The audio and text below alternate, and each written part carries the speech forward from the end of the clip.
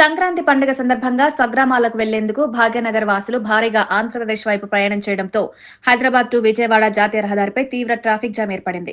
పండుగ సెలవులు రావడంతో కార్లు, బస్సులు, ద్విచక్ర వాహనాలు పెద్ద సంఖ్యలో రహదారిపైకి రావడంతో వాహనాల కదలిక నెమ్మదిగా సాగుతోంది. ముఖ్యంగా టోల్ గేట్ల వద్ద పరిస్థితి మరింత ఇబ్బందికరంగా మారింది.